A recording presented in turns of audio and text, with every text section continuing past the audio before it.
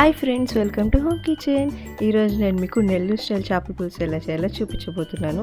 First ఒక pan తీసుకుని oil తీసుకొని వేడెగాక కొద్దిగా ఆవాలు, కొంచెం మెంతులు వేసుకోవాలండి. దీంట్లోనే కొంచెం కరివేపాకు, అలానే ఒక పచ్చిమిర్చి, కొద్దిగా వెల్లుల్లి, కొంచెం ఆనియన్స్ చిన్నగా కట్ చేసుకొని వేసుకొని బాగా ఫ్రై చేసుకోవాలి. అదంతా బాగా ఫ్రై అయిపోయాక పెద్ద ఆనియన్స్ తీసుకొని బాగా ఫ్రై చేసుకోవాలి. ఆనియన్స్ బాగా ఫ్రై అవ్వాలి. ఫ్రై అయ్యాక కొద్దిగా టమాటోస్ వేసుకుంటున్నాను. నేను 3 టమాటోస్ తీసుకున్నాను. ఇది బాగా ఫ్రై అవ్వాలండి.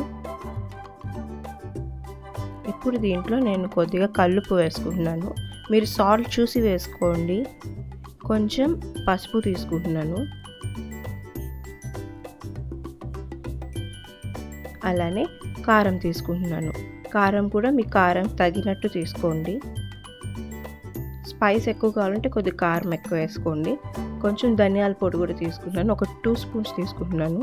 ఇది బాగా మిక్స్ చేసుకోవాలి. చూసారు కదా, టమాటోస్ అంతా బాగా మగ్గిపోయాయి. ఇలా మగ్గిపోవాలండి. ఈ టైంలోనే మనం చింతపండు రసాన్ని వేసుకోవాలి. ఇది బాగా మిక్స్ చేసుకోవాలి.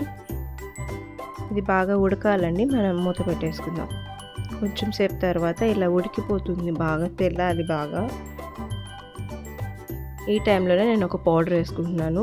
ధనియాలు, మెంతులు, అలానే కొద్దిగా బియ్యం, కొంచెం జీలకర్ర మొత్తం ఫ్రై చేసుకొని పౌడర్ చేసుకోవాలి. ఆ పౌడర్ని దీంట్లో వేసుకుంటున్నాను. దీనివల్ల టేస్ట్ చాలా బాగుంటుంది, అలానే కొంచెం చిక్కబడుతుంది.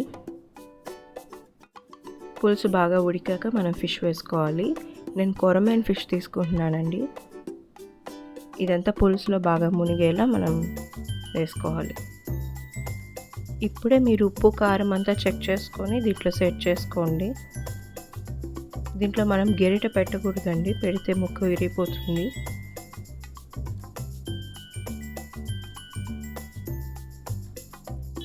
ముక్క విరిగిపోకుండా ఇలా తిప్పుకోవాలండి. చూసారు కదా, టేస్టీ చేపల పులుసు రెడీ అయిపోయింది. మీకు దీంట్లో మ్యాంగో కూడా యాడ్ చేసుకోవచ్చు అండి. దించేసే 5 మినిట్స్ ముందు మీరు మ్యాంగో యాడ్ చేసుకోవచ్చు. నేనైతే యాడ్ చేసుకోలేదు. మీరు కూడా ఈ విధంగా ట్రై చేసి ఎలా ఉందో నాకు కామెంట్ సెక్షన్లో కామెంట్ చేయండి. చాలా టేస్టీ చేపల పులుసుని మీరు కూడా ఎంజాయ్ చేయండి. Thank you so much.